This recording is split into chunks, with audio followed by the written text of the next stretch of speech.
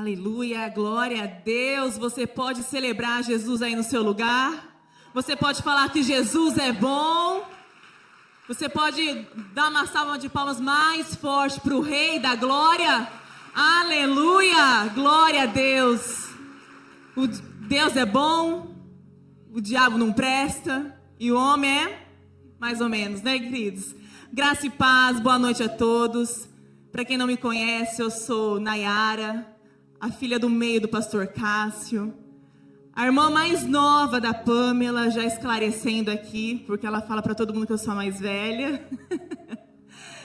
E sou pastora juntamente com meu esposo na cidade de Pederneiras. Pastoreamos aquela igreja linda que o Senhor nos confiou. Estou aqui com a Manuela, minha filha, com a Antonella, que está na escolinha.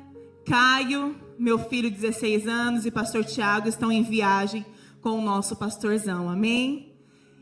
É uma grande alegria estar aqui com vocês. E para nós já ganharmos tempo, eu quero convidar a amada igreja a abrir a Bíblia em Êxodo, capítulo 21. Quantos aqui foram libertos, livres pelo sangue de Jesus? Quantos aqui tiveram as suas vidas compradas pelo sangue do Cordeiro, amém? Nós fomos libertos e nós vamos entender melhor o que é viver essa liberdade em Cristo. O que é ser liberto em Cristo Jesus. Êxodo 21, a minha versão é NVI, diz assim: estas são as ordenanças que você estabelecerá para o povo. Se você comprar um escravo hebreu, e ele lhe servirá por 6 anos, mas no 7º ano será liberto, sem pagar nada. Se chegou solteiro, o solteiro receberá liberdade. Se, porém, chegou casado, a mulher será liberta com ele. Se o senhor dele tiver dado uma mulher, e essa lhe tiver dado filhos ou filhas, a mulher e os filhos pertencerão ao Senhor. Somente o homem sairá livre. Se, porém, o escravo declarar: eu amo o meu Senhor, a minha mulher e os meus filhos, e não quero receber liberdade, o Senhor dele o levará diante dos juízes, terá de levá-lo à porta ou à lateral da porta e furar-lhe a orelha. Assim ele será seu escravo por toda a vida. Essa mensagem tem por título Prisioneiros de Cristo. E é algo muito forte, porque quando nós entendemos o que é ser libertos em Cristo Jesus, o que é receber essa liberdade em Cristo, o mundo nos conta uma mentira que nós acreditamos até hoje, que liberdade é nós termos autonomia. Uma pessoa que acha que é livre, ela tem autonomia para viver da forma como ela quiser. Se você pega às vezes um adolescente que está saindo aí da sua dependência, né? Vivendo seus 18, 19 anos, a primeira frase que a gente fala na adolescência, quando a gente descobre uma certa liberdade, a liberdade de usufruir o nosso dinheiro como a gente quer, a gente fala: ninguém manda em mim, porque o dinheiro é meu, eu trabalho, eu gasto como eu quiser. O mundo prega lá fora essa autonomia de nós vivermos uma vida como nós quisermos. Mas eu disse aqui, quantos foram comprados pelo sangue de Jesus? A igreja levantou a mão. Então, queridos, você tem um dono. E esse dono, ele comprou a sua vida pelo sangue dele. Então não mais vive você, não mais vive eu, mas Cristo vive em mim. Então, quando nós entendemos que nós não temos autonomia, a nossa autonomia de viver uma vida pelo qual a gente acha que deve ser vivida, já foi pregado no Calvário. Quando nós estamos ali olhando para a cruz, a gente vê a expressão exata do amor de Deus. A expressão exata do que é liberdade. Cristo morreu no nosso lugar, para que hoje nós viemos viver a vida dele aqui nessa terra. Liberdade é algo pelo qual nós precisamos parar e pensar: o que faz da minha vida valer a pena ser vivida? Será que mesmo, igreja, que a nossa vida vale a pena ser vivida por causa do dinheiro?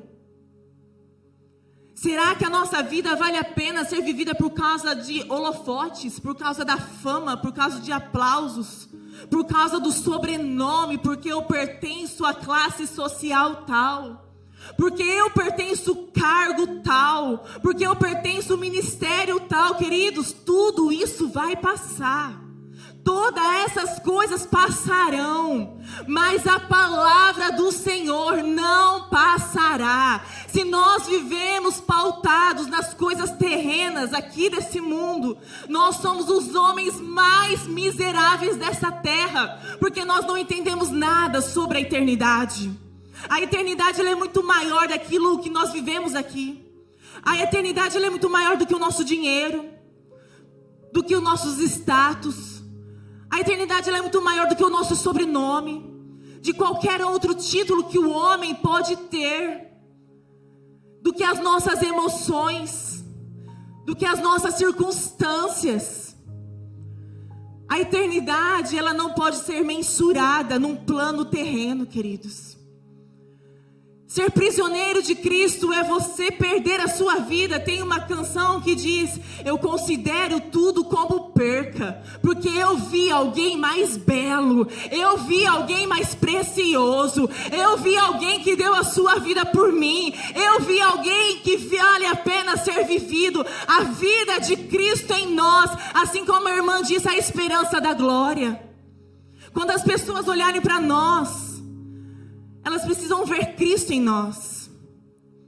Eu gosto muito do apóstolo Paulo. Para mim ele é um homem fantástico, porque além dele não ter andado com Jesus em pessoa, ele viveu um cristianismo pelo qual vale a pena ser vivido. Dentro de uma cadeia, Paulo escreveu os livros mais felizes. Filipenses, o livro mais feliz da Bíblia. Porque ele entendeu que não é o ambiente que blinda o seu coração. Não é o ambiente que faz dele um crente ou não. Mas sim o propósito pelo qual carrega. Ele diz em Romanos capítulo 1, versículo 1. Eu, Paulo, prisioneiro de Cristo, designado ao apostolado, designado a pregar e anunciar as boas novas. Muitas vezes a gente coloca: eu, Nayara, pastora da Renovada. Eu, Nayara, voluntária na casa do Senhor. Queridos, o maior título que nós podemos ter é eu ser prisioneiro de Cristo. Você pode declarar aí no seu lugar o seu nome nesse momento. Você pode falar mais alto: eu, Nayara, prisioneira de Cristo. Vamos lá, igreja. Eu, Nayara, prisioneira de Cristo. Esse é o maior título. Eu preguei essa mensagem na nossa igreja de Pederneiras e eu disse que quando eu morrer, eu quero na minha... Como chama aquela plaquinha do túmulo lá? Lápida. Lápide? É que ainda não morri. Nessa plaquinha, eu não quero que coloque lá Nayara, quem fez tal coisa. Nayara, mãe de 3 filhos. Nayara, uma filha, tal. Não, eu quero esse título: Nayara, prisioneira de Cristo. Nayara, serva do Senhor. Queridos, esse é o maior título que um homem pode carregar: ser prisioneiro de Cristo. E muitas vezes a gente deixa de viver essa liberdade pelo qual foi nos dado. Mas pastora, você está dizendo de liberdade, você está dizendo que Cristo nos fez liberto, mas ao mesmo tempo você está dizendo sobre escravidão, sobre ser prisioneiro. Queridos, a escravidão que muitas vezes a gente entende é algo praticado por lei. É algo que você faz obrigatoriamente. Um escravo, ele não tinha seus desejos, ele fazia o desejo do seu senhor. O escravo não matava a sua fome, ele primeiro matava a fome do seu senhor. O escravo, ele não pensava como ele quisesse, ele pensava com a cabeça do seu senhor. Sempre em primeiro lugar, o seu senhor. Servir a Cristo Esse texto diz sobre um homem que foi chamado de escravo da orelha furada.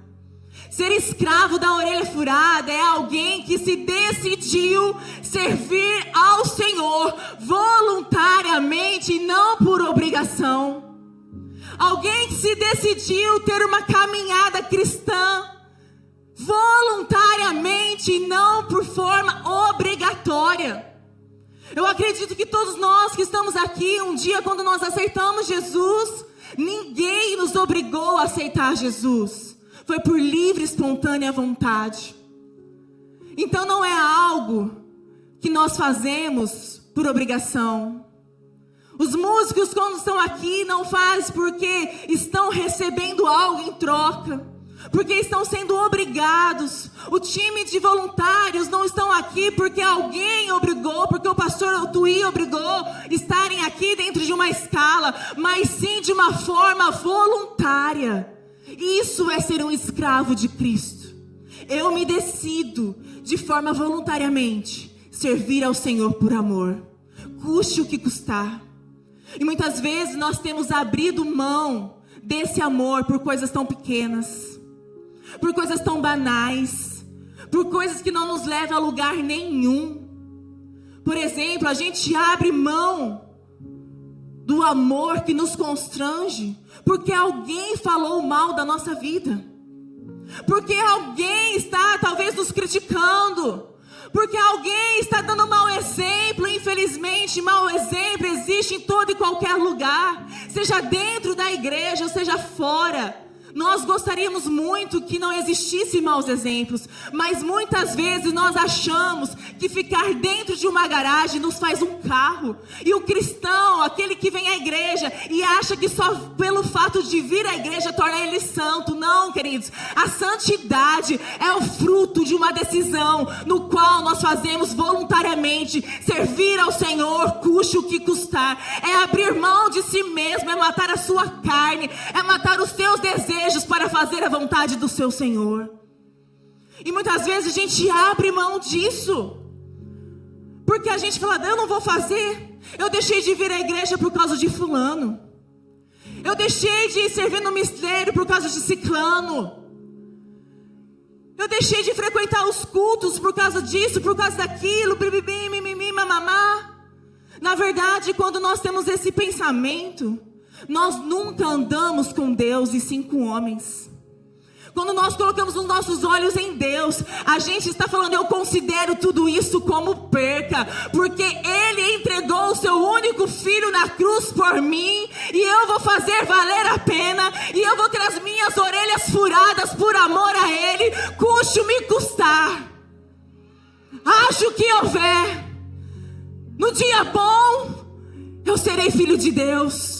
Mas no dia mau, eu também continuarei sendo filho de Deus. Quando tudo vai bem, eu estarei ali servindo ao Senhor. Mas quando tudo vier sendo mal, eu continuarei servindo ao Senhor, queridos. A gente acha que muitos religiosos, eu já ouvi muitas pessoas que se acham escravos de Cristo, mas na verdade não basta de um religioso que fala, eu deixei de frequentar a igreja, mas não deixei de pertencer a Cristo. Essa é a maior mentira que Satanás tenta colocar na sua cabeça. Que você, para estar se relacionando com Cristo, você não precisa frequentar a casa do Santo dos Santos. A Bíblia diz, permaneçam, floresça na casa do Senhor. A Bíblia diz, não deixai de congregar. A Bíblia não se contradiz, queridos. Então a Bíblia logo fala que é necessário nós permanecermos na casa do Senhor. É necessário nós criarmos raízes, estarmos arraigados na casa do Senhor. Haja o que houver, nós precisamos ter a nossa fé pautada na rocha e não em homens, e não em opiniões de pessoas. Nós não podemos ser reféns dos nossos sentimentos. E muitas vezes nós somos escravos dos nossos sentimentos. Nós somos escravos do nosso estômago. Nós somos escravos das nossas emoções. Ai, fulano, você deixou de ir na igreja por quê? Porque eu não estou bem. Eu estou ferida com a igreja. Eu estou magoada com a igreja. Eu estou decepcionada. Sério? Eu achei que você fosse uma escrava do Senhor. Sério, eu achei que você fosse uma prisioneira de Cristo e não das suas emoções. A Bíblia diz que Deus é amor. E o amor não é um sentimento cuja muda conforme as estações, conforme o momento. O amor é uma pessoa. E a Bíblia diz que as palavras passarão, que os reinos passarão, que céus e terras passarão, mas Deus não passará. Ele é imutável. Ele é o mesmo ontem, Ele é o mesmo hoje e para sempre será. O nosso amor pelo Senhor precisa ser inefável. Algo que não tem como descrever. Ser um prisioneiro de Cristo é ter um amor inefável pelo nosso Senhor. Sabe, quando a gente lê essa história, a gente vê que aquele escravo hebreu precisava ficar 6 anos na casa do seu senhor. Durante 6 anos era construída uma relação de servo e de senhorio. Durante 6 anos era construída uma relação de confiança, de lealdade, de prestação de serviços, de amor, de lealdade, de humildade. Mas no 7º ano, aquele escravo, ele deveria ser liberto. Ele deveria ser liberto para viver a sua vida. E o que eu mais amo nisso, ele sabendo que tem um dono. A gente lê essa história e acha que é sobre uma história de um escravo hebreu. Queridos, essa história é sobre eu e você. Esse Senhor, Ele representa Deus. E esse escravo nos representa. Quando o Senhor diz: olha meu servo, olha meu escravo, vocês acham que ele era maltratado na casa do seu Senhor? Não. Ele era bem tratado. Ele chega no seu servo e fala: olha, a partir de hoje vai se completar 7 anos. Os 6 anos se findaram aqui. A partir de hoje você está livre para viver a sua vida. Você está livre para tomar as suas decisões, de se assentar às mesas que você quiser, de servir quem você quiser. Você está livre. Eu acredito que não foi tão fácil assim para aquele escravo, porque não é tão fácil nós nos libertarmos de quem nós amamos. Não é tão fácil a gente se despedir de quem a gente ama. Imagine uma mãe se despedindo do seu filho que vai estudar fora. Não é tão simples assim. Imagina a esposa despedindo do marido que vai viajar. Não é tão simples assim. Afinal, nós não fomos feitos para despedidas. A gente não gosta de despedidas. E aquele escravo, quando ele fica sabendo que ele estava sendo liberto, ele diz: meu Senhor, é verdade que eu estou sendo livre para viver a minha vida, para pensar como eu quero, para agir como eu quero, para ir a lugares que eu quero, para frequentar lugares que eu desejo. Sim, é verdade. E ele fala assim: a partir de hoje eu faço da minha liberdade uma decisão de me tornar o seu escravo para sempre, porque eu amo o meu Senhor. É assim que nós precisamos viver, queridos. Pegar dessa liberdade que Cristo nos deu na cruz, não mais para viver uma vida no qual a gente quer viver, não mais pensar como a gente quer pensar. É aquela pessoa que fala assim: mas eu tenho liberdade de expressão, eu falo o que eu quiser. Nós vivemos num mundo democrático. Eu sou livre para me expressar de como eu quiser. Não, queridos. A partir do momento que nós entendemos que é da nossa liberdade, nós não podemos usar para dar ocasião à carne e para viver uma vida frívola, uma vida vazia, mas sim uma vida no qual vale a pena ser vivido, que é agradar ao nosso Senhor. Nós entendemos que quando nós pisamos no Santo dos Santos, que quando nós somos libertos pela palavra do Senhor, que é a verdade, quando nós experimentamos de um encontro real com o Senhor, nenhum outro lugar nos satisfaz. Não há outro lugar que possa satisfazer o nosso desejo, porque quem já pisou no Santo dos Santos não sabe viver em outro lugar. E nós fazemos da nossa liberdade a decisão de nos tornarmos escravos do Senhor por toda a vida. Eu fico imaginando aquele escravo saindo do culto, de um culto como esse, e falando para o seu Senhor: eu escolho, eu faço do meu livre-arbítrio a minha decisão de te servir para o resto da minha vida. E ele saindo desse culto, indo comer uma pizza com a sua família, e as pessoas ali ao seu redor olhando, falam: uau, ele tem a marca nas suas orelhas, as suas orelhas são furadas. Ele era escravo de um Senhor, mas ele usou da sua liberdade e se decidiu ser escravo por toda a vida do seu Senhor. Uau! O Senhor desse homem deve ser muito bom. O Senhor desse homem deve ter feito grandes coisas por ele. Uau! O Senhor desse homem deve ser incrível. Queridos, muitas vezes nós nos fazemos filhos de Deus para apenas alcançarmos as bênçãos, a cura, a restauração, a liberdade. Mas nós não queremos nos fazer escravos quando é para nos tornarmos prisioneiros da sua vontade. Você pode começar a trazer à memória: uau, o Senhor foi tão bom para mim. Eu imagino aquele escravo falando: meu Senhor, eu não quero viver em outro lugar. Eu não quero a liberdade de viver a minha vida, porque na sua casa eu fui alimentado, porque na sua casa eu fui suprido, porque na sua casa eu fui transformado, porque na sua casa eu fui curado, porque na sua casa eu fui liberto, porque na sua casa eu fui fortalecido. Na sua casa houve provisão, houve direcionamento, houve conserto. Eu não quero viver em outro lugar a não ser debaixo da sua presença, meu Senhor.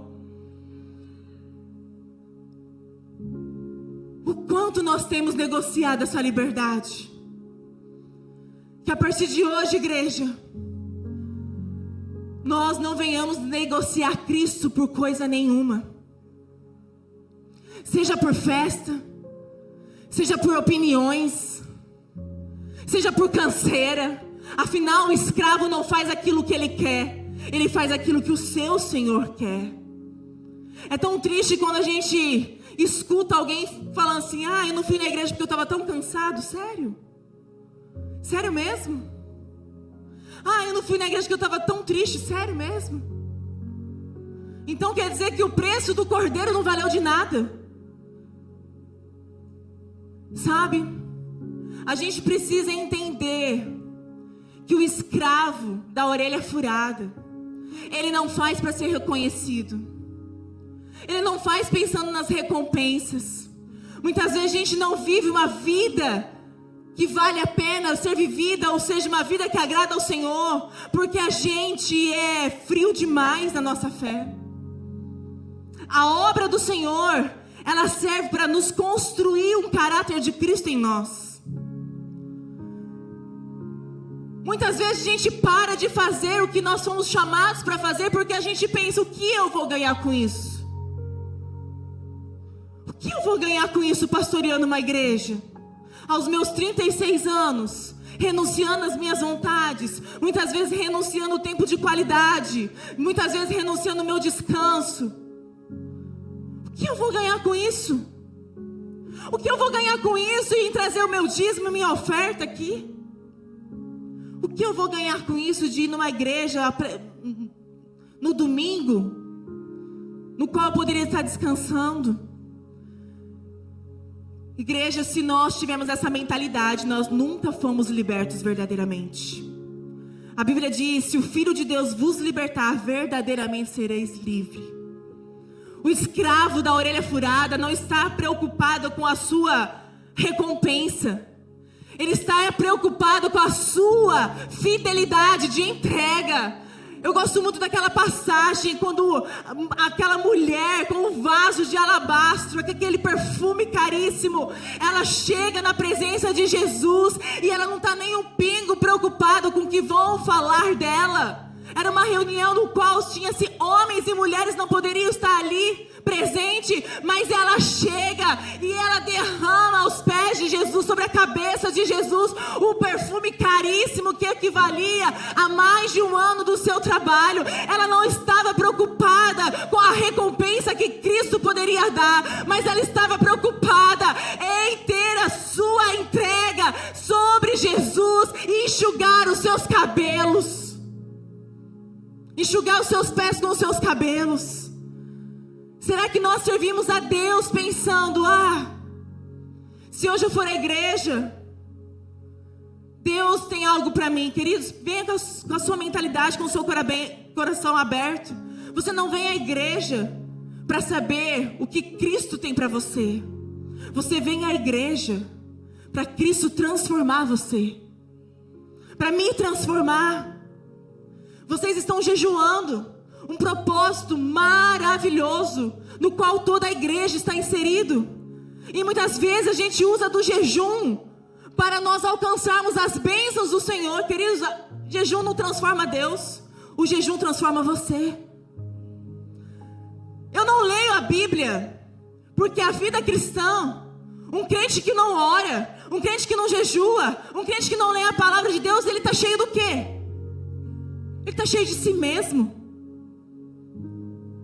E como ele quer vencer o pecado, como ele quer vencer as tribulações desse mundo, cheios de si mesmo? Não dá. Não combina.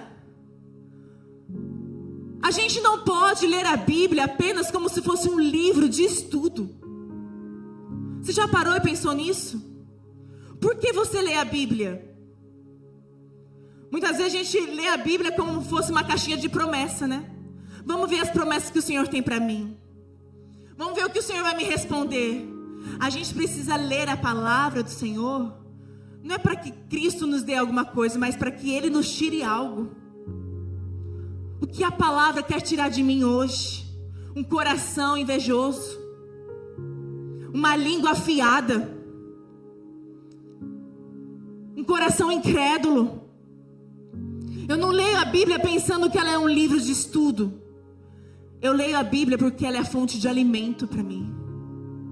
E quanto mais eu leio a Bíblia, quanto mais eu jejuo, quanto mais eu oro, quanto mais relacionamento eu tenho com o meu Senhor, mais eu sou transformado, mais fome de Deus, mais cheio do Espírito Santo eu estou, mais cheio da sua presença e mais longe do pecado, mais longe das minhas vontades, queridos. A gente acha que viver uma vida cristã é uma vida somente de guerra, né? Como você vai, irmã? Nossa, estou numa guerra, estou numa batalha. Por quê? Meu Deus, todo dia eu tenho que derrubar um gigante, todo dia eu tenho que derrubar um leão, todo dia eu tenho que lutar contra o pecado. Sim, todos os dias o pecado vem, todos os dias as propostas vêm, todos os dias as distrações vêm para nos distanciar de Cristo. Mas não pode ser somente isso. A vida cristã não pode ser apenas baseada em lutar contra o pecado, mas se aproximar de Cristo, estar aprisionado aos seus pés e falar: Senhor, que haja um rebote dentro de mim, que haja uma expansão de Cristo dentro de mim. Quanto mais eu oro, quanto mais eu jejuo, quanto mais eu leio, quanto mais eu me entrego, quanto mais eu me renuncio, a rebote, a expansão de Cristo dentro de mim, e eu já não tenho mais fome pelo pecado, porque eu já estou saciado pela presença do Espírito Santo dentro de mim. É como uma pessoa que fica de regime.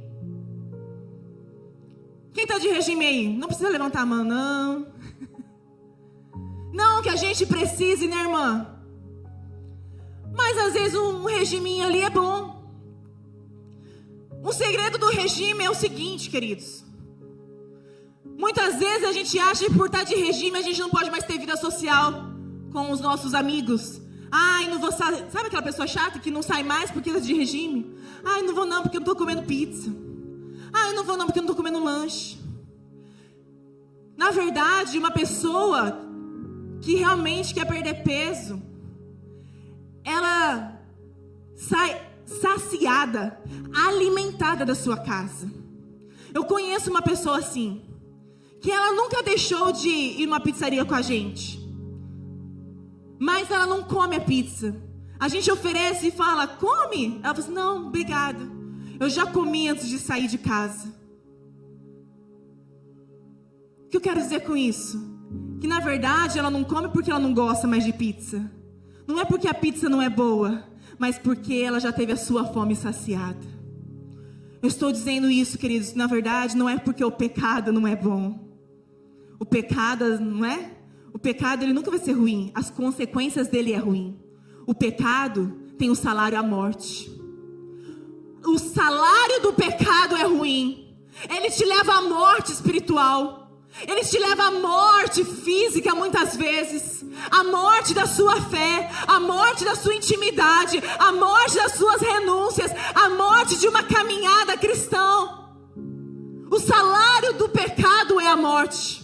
As consequências do pecado é ruim. Então eu não peco mais porque eu não sinto vontade de pecar. Eu não peco mais porque eu já estou saciada pela palavra de Deus. Eu não peco mais porque eu já estou saciada da presença do meu Senhor. É uma decisão, queridos.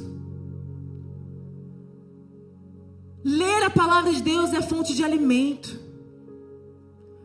Nós precisamos ser como esse servo. Eu considero tudo como perca. Eu não quero viver em outro lugar, a não ser na casa do Senhor. Quando nós entendemos isso, nós paramos de ser críticos e nós nos tornamos mais intercessores. Sabe aquela pessoa que vem na casa de Deus e só critica, só observa o que está dando errado, o que não está funcionando? Ei, o Senhor, Ele te chamou para colocar a mão no arado. Para de criticar e vai trabalhar, porque quem trabalha não dá trabalho.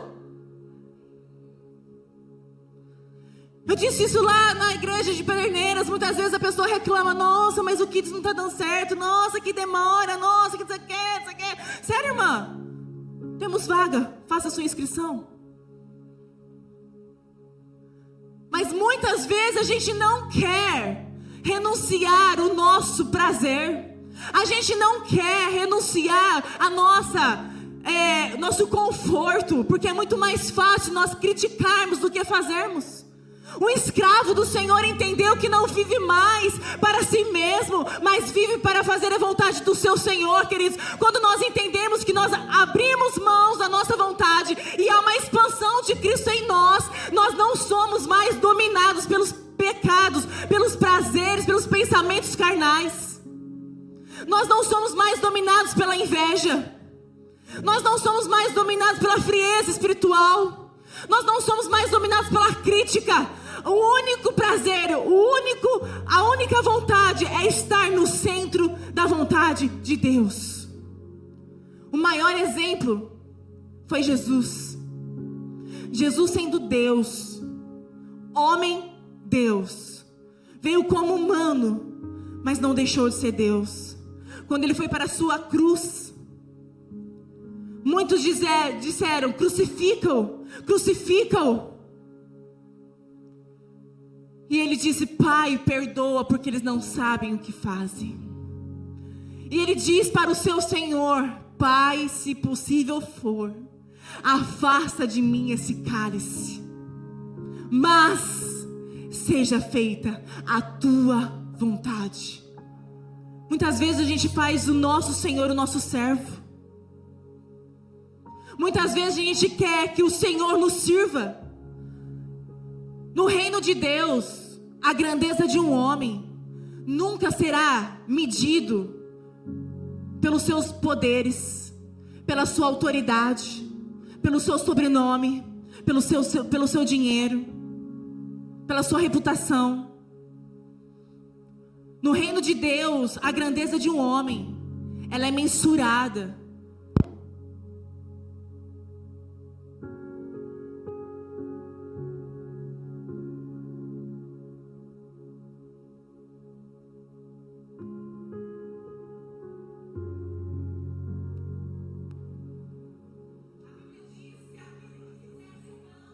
O pequeno, aquele que quiser ser o primeiro, seja o último.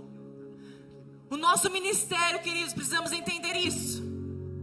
Que se nós quisermos ser grandes na presença do Senhor, que nós venhamos diminuir, que nós venhamos ser o menor. Jesus nos deu o maior exemplo. O maior é aquele que serve. O que era então ser um escravo da orelha furada? O escravo da orelha furada entende que não vive para dar frutos para si mesmo, mas dar frutos para o outro, abençoar o outro, servir o outro, lavar os pés do outro, amar o outro, colocar a toalha e a bacia e servir o outro, e até mesmo morrer pela igreja de Cristo, assim como Deus mandou o seu filho para morrer pela sua noiva. A gente fala que nós somos a imagem e semelhanças do Senhor, que nós somos realmente um exemplo de filhos de Deus, mas será mesmo que nós vamos morrer por aqueles que nos perseguem? Sabe, nós precisamos abrir mão das nossas próprias vontades, queridos, e entender que não há outro lugar a não ser na presença de Deus. O mundo lá fora nos decepciona todos os dias. A gente carrega em nosso corpo marcas, muitas vezes, que a gente chora até hoje. A marca do abandono, a marca da decepção, a marca da traição. Qual marca as pessoas têm visto na sua vida? Talvez as pessoas olham para você e falam: olha, lá vem a mulher que é reclamona, a mulher que nunca mudou. Olha, lá vem o homem que é orgulhoso. Queridos, qual marca nós temos expressado para o mundo? Nós precisamos expressar a marca de Cristo. Eu era escravo condenado do pecado. Cristo morreu em meu lugar na cruz, mas eu faço dessa liberdade a minha decisão de ser escravo dele por toda a minha vida. Você pode aplaudi-lo?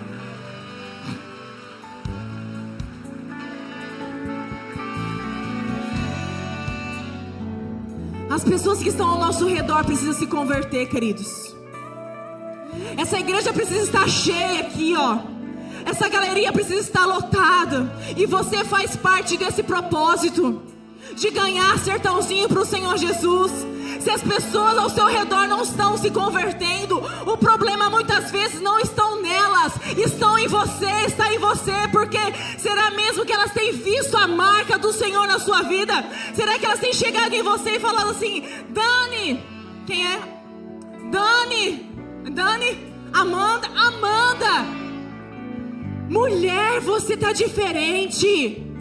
Ela chegar no emprego dela e falar assim: mulher, você tá diferente. Uau, como você mudou. O que aconteceu com você? Você tá feliz, você é outra. Meu Deus, eu quero conhecer o seu Senhor. Eu quero experimentar da fonte que você tá bebendo. Eu quero ter uma experiência com o seu Deus, porque assim como Deus mudou a sua vida, Ele pode mudar a minha também. Nós somos o sal da terra e a luz do mundo. O sal da terra não é apenas para dar sabor. O sal é para dar sede, queridos. Coloca 2 quilos de sal na picanha para você ver. Quanto mais salgada a carne, mais sede você vai ter. Queridos, nós somos o sal.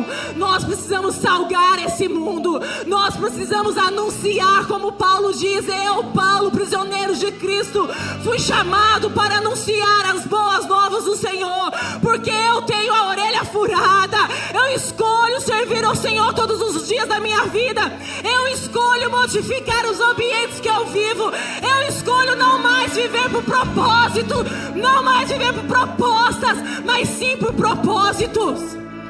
Eu escolho que nada e nem ninguém vai me parar. Eu escolho que nunca mais vou abandonar Cristo. Eu escolho que eu vou defender a igreja do Senhor. Eu escolho defender a minha liderança. Eu escolho me derramar e ser o bom perfume de Cristo na vida de todos aqueles que estão ao meu redor. Ai, igreja, eu quero que você se coloque de pé. Que bom que você chegou até o final desse vídeo. Tenho certeza que essa palavra muito te edificou. Agora, deixamos aqui 2 sugestões para você assistir e que com certeza vai impactar a sua vida.